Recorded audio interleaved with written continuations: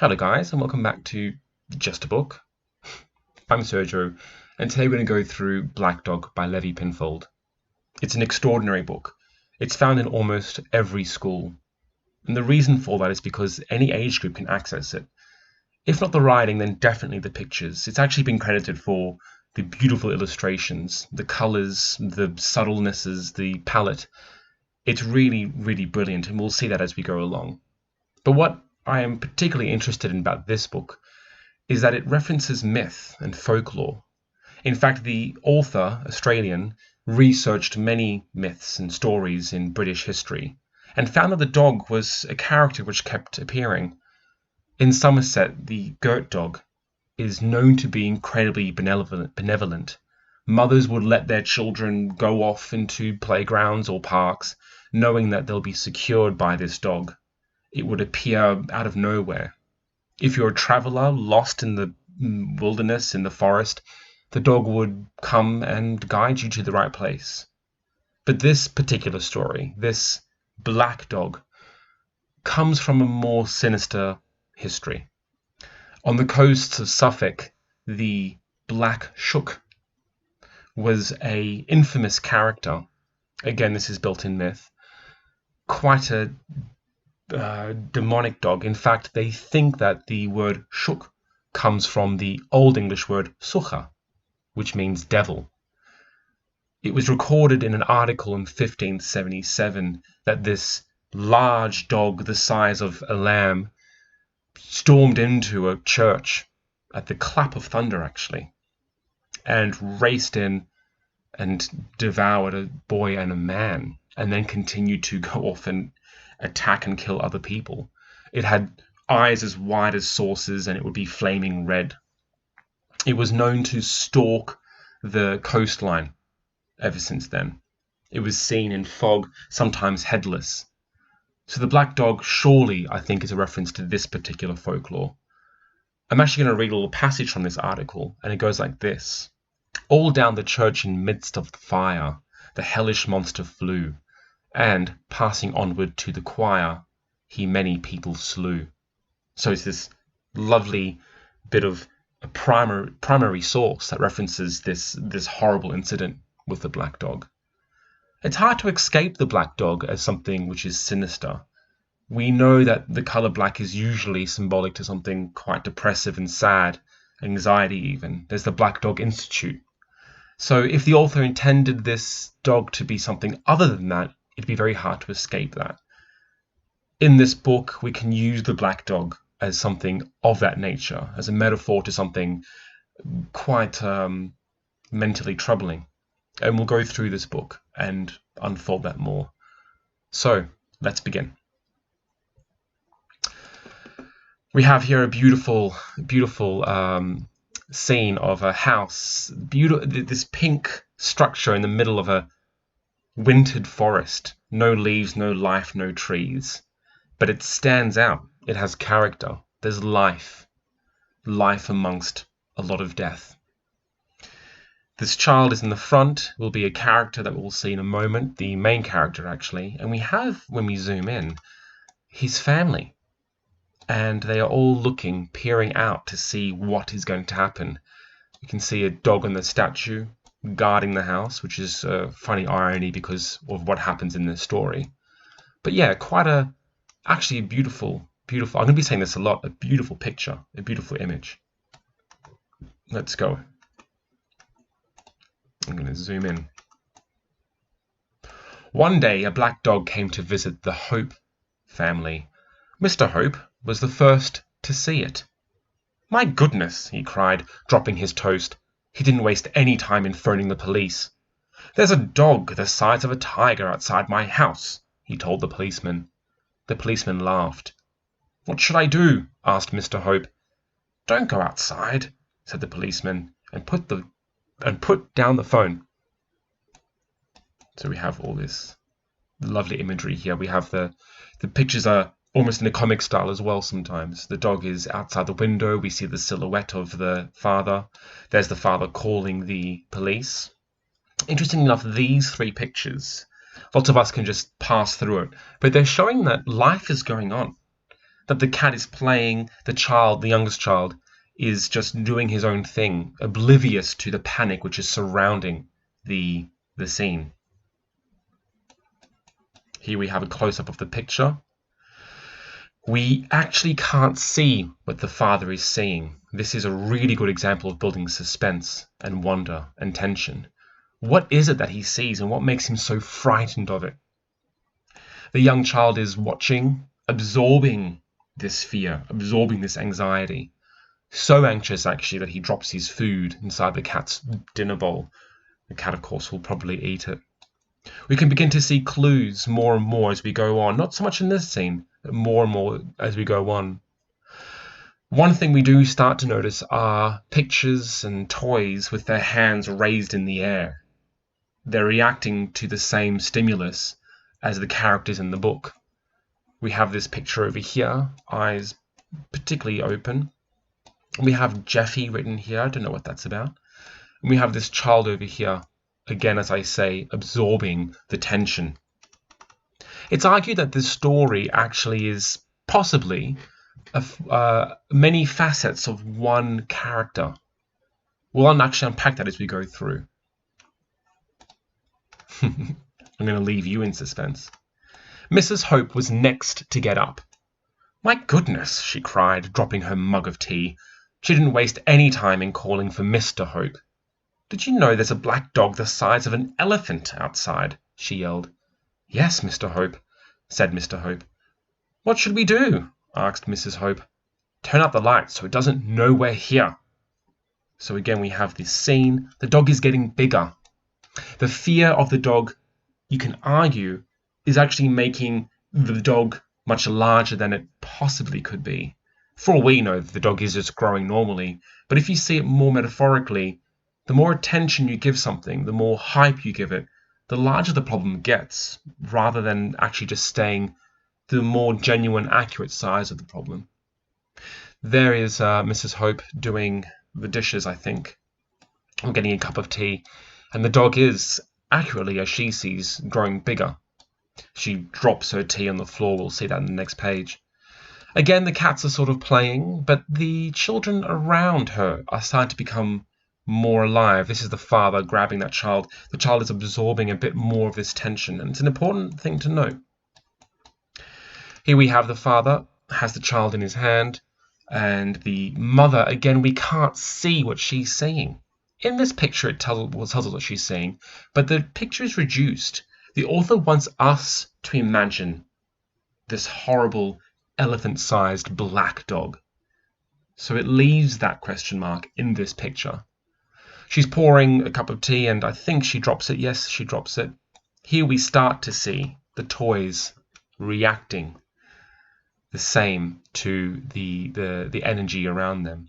Hands are up, expressions are mixed, usually sad. Here they are again, three of them. The owl with her or his eyes wide open. Common pictures you'd see around the house, and the words "hush" on a radio.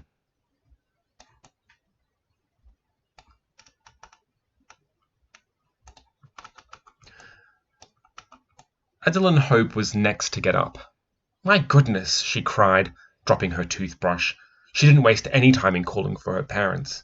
"Did you know there's a black dog the size of a Tyrannosaurus Rex outside?" "Yes," Mr. and Mrs. Hope said together. "What should we do?" asked Adeline. "Close the curtain so it can't see us." So here we go. Still, the youngest child is playful, innocent. Then we have the second child, and then we have Mr. and Mrs. Hope, who are panicked, and they're trying to find strategies to block out this fear, this anxiety. Close the curtains, hide, don't go outside. Again, the size of the dog is growing and growing with every sort of step of the family, with every next person of the family, I should say. In this story, in this page, she is seeing the eyes breaking through the window, essentially. This sheer terror. Beautifully done here with this mirror to reflect this eye, gives the illusion of the dog completely staring in, this two-eyed dog staring in. Lovely, very well done there. I think in the bathtub, yeah, we have figurine reacting, it's put next to the octopus, which is the toy that is belonging to the youngest sibling. The octopus is quite expressionless, just like the youngest sibling. That's quite interesting to note. The scenes so far are quite claustrophobic, and this is adding to that sense of agoraphobia, a possible type of mental illness. If I go back, very cute, beautiful, really homely scenes, but tight and close. When you look at it, it's stuffed with objects, it's filled, you can't move without knocking something around. Let's go back again. This one's a bit bigger. But it is a common theme in the story that a lot of the pictures are really suffocating. Is this a story about agoraphobia? Is this a story about how in certain situations people can tend towards and want to block out their anxiety, and by doing so, by not confronting it, it gets worse, worse, worse, and their internal world, which is symbolized, which is seen in these pictures, their internal world gets more tighter and closer, more suffocating. The dog is now huge. Maurice Hope was next to get up. "My goodness," he cried, dropping his teddy. He didn't waste any time in calling for the family. "Did you know there's a black dog the size of a Big Jeffy outside?" "What's a Big Jeffy?" asked Adeline Hope. "Never mind that. What should we do?" demanded Maurice Hope. "Hide under the covers," they wailed. Again, we have the youngest child, oblivious, innocent, perhaps a little curious here, while the rest of the family are in complete panic, wondering what to do, where to go. Beautiful picture here. Again, we have these softer palettes coming through, softer colors. The window here is covered by the fur of the black dog. The child is in sheer terror. I imagine that the child has absorbed the rest of the family's anxiety, and this has caused the amplification of what is quite an ordinary problem, having a scary dog outside, to be much bigger than it is. In the back we see scenes of what you could expect to find, scenes of war and battle. Is this something which he's pondering? I don't think so, but it's a nice idea. The teddy, although stretched over the bed, is having that common theme of toys with their arms up in the air. Here we have the owl again appearing. All these animals have their eyes wide open. We have a toy here with his arms up. I actually have a similar teacup as that. I'm just going to say. Hiding, the teddies are hiding. Here we have the wizard, a knight, it looks like, all arms up, a king or a prince or a princess, arms up. The horse is kind of charging away from the scene. Again, the scene is just claustrophobic. It's just so tight. This is what I imagine the internal state of these characters to be. Very, very claustrophobic, suffocating. Even the balloons, they can't escape. It was then that the youngest member of the Hope family, called Small for short, noticed that there was something going on. So he's been present in every scene. And now he notices that something is going on. "What are you lot doing under there?" "We're hiding from the black dog," they whispered. "Oh, you're such sillies," said Small, opening the front door. "Don't go out there," gasped the family. "The hound will eat you up. It'll munch your head. It'll crunch your bones." But Small had gone anyway. So we have the little comic scene here. Boots on, coats on, gloves on, hood on. Unafraid. And this is what it was saying before, what I was saying before about the possibility that the family are facets of one person. The way that would react to different fears and anxieties. Sometimes we hide from them, sometimes we call for help, sometimes we get others straight away, sometimes we ignore them. And sometimes Little Hope, which is his name, confronts with Little Hope. You confront the problem. And we'll see what happens here when you do confront the problem. It's one of those, I forgot what it's called. It's a little mouse story. It's a little mouse motif where usually the smallest characters in stories actually have the most courage. And that is definitely a sign here. Little Hope is going out to face the huge problem that you would think the family, the rest of the family, would confront. Let's see what he does next. Beautiful image. Like, it's incredible. I just think I would get this. Sorry, I'm digressing here. I would get this painting as a painting on my wall. Absolutely brilliant. Absolutely brilliant. Brilliant. Outside, the black dog leaned down towards her and breathed. Oh, to her. My mistake. I've been saying him. I apologize. Crikey, you are big, said Small. What are you doing here, you guffin? Guffin means monster. The black dog snuffed at her. So you can see here. There she is. I really apologize. I've been saying he this whole time. I don't know why I said that. Here she is, and she's looking at this beast. She's looking at this beast, and as we go up, we have this huge, massive dog, this huge problem that the family has made this dog. But what you realize is it's just a dog. It's cute. It's innocent. It looks worried. It looks scared. But it's playful, and that's the irony. This whole time, this dog is seen as this menacing monster that wants to come into the church, perhaps from folklore, but is actually just playful and friendly. All right then, she said. If you're going to eat me, you'll have to catch me first. And with that, she scurried into the lowering trees. As she ran, she made up a song.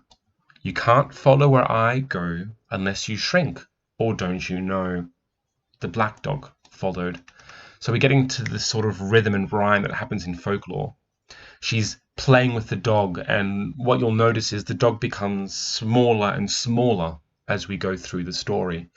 It's kind of saying that with a little hope that when you confront these bigger problems, they will start to shrink when you get to know them, when you're playful with them.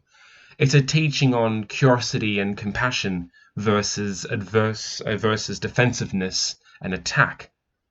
With compassion, things usually tend to calm down, simmer down, and boil into the fundamental thing that they're meant to be, which in this case is a playful dog.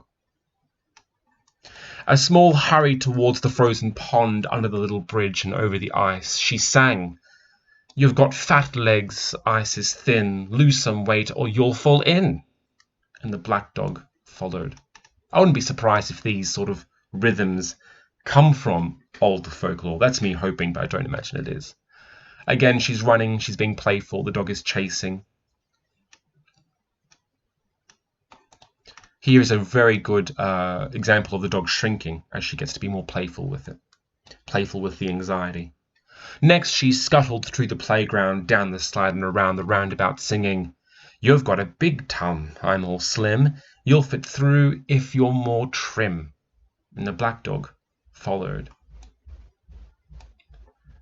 We have these parallels to the toys with the eyes wide open. Looking, always looking, always alert, what's going on.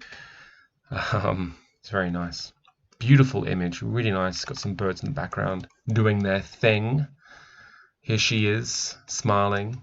It's very nice, very beautiful. And these colors, these soft pastels. Let's have a look back. Maybe I've missed them. That pink is shooting through. Birdhouses. There is a theme of birds as well, which I haven't spoken about, the motif of birds.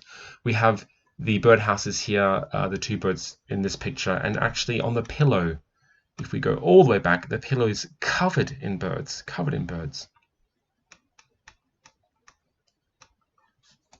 Finally, Small had run all the way back to the house. You'll find out why they all hide if you follow me inside. And with that, Small tumbled into her warm home through the cat flap. She really was that small. And so by now was the black dog. So here we go, we have this, she's crawling through these things, she's going through these forests, she goes through the cat flap, and there she is, the dog follows. The playfulness, the courage to face something like anxiety has shrunken it into the playful beast that it always really was.